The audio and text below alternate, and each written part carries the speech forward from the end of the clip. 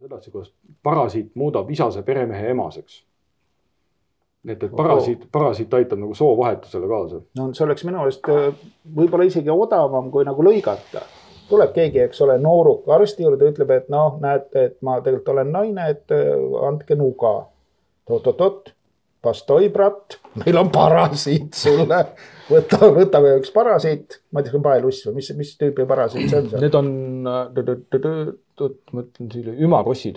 No see on põhimõtteliselt jah, mingi selline, lõika kõhuuss, eks ole. Või kus kohas ta kehas on? No, ilmselt küll, hiljuti avastati USAs mingi ümaross, kes mõjutab isase peremehe lausa sugu vahetama. Aga no, seda katsetati Aafrikas mingi kalade peal. Ja seal oli sedasi, et mingid kalad, kes nagu nendest parasiitist toitusid, siis nad läksid nagu seal sureks. Ja siis oli selles hakati vaatama, siin sugu vahetanud. Aga siis oli nii, et isased muutusid emaseks või emased muutusid isaseks või mõlemit pidi, kuidas see käis seal? Isased emasteks nagu. Isased emaseks. Aga vaata, nüüd on sellega, vaata, me oleme ka sinuga Ahvenal oleme käinud. Nii, ja vaata. Mina ei ole muutnud ühtegi. Ei, ma tean, aga vaata Ahvenatele ka alati sellest, vaata lõikad kõhu lõhkud ja vaata parasiite täis.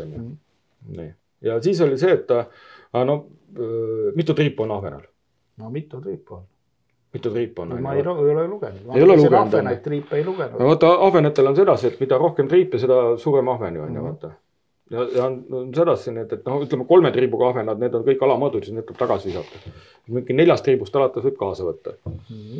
Ja aga see on sedasi, et ma ei ole vähemalt nii suurt Ahvenat ma ei ole näinud, et kes oleks nagu sugu vahetanud. Ikka lõikad lõhki, vaatad seal sedasi, kas siis mari sees või niisk sees, et kas ta siis isane või ema. Nii, aga oota, aga mitu triipu vikerkaarel on? Mitu? 7 triipu on. Ahvenal vist ikka ei ole 7 triipu. Mina ei ole näinud, ma ei ole ühtegi Ahvenat näinud, kellel oleks 7 triipu on.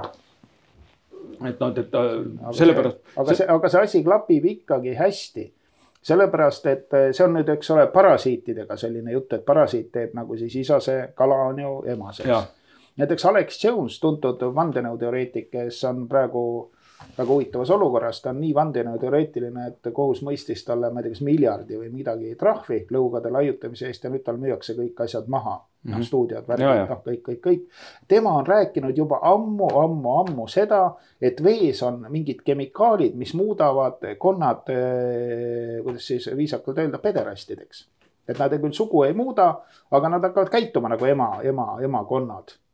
Ja kõige hullem, et see ei olegi vandenõuteooria. Kõik naersid ta üle mingi oma konnad, Alex on nagu lollakas või niimoodi. Ei. Nüüd tuleb välja, et on teadusartiklid selle kohta, uurimistööd ja ongi mingid kemikaalid, mis nagu vette satuvad, muudavadki ilmselt mitte ainult konnad, siis ilmselt see mõjub ka inimestele niimoodi. Et sealt see tuleb.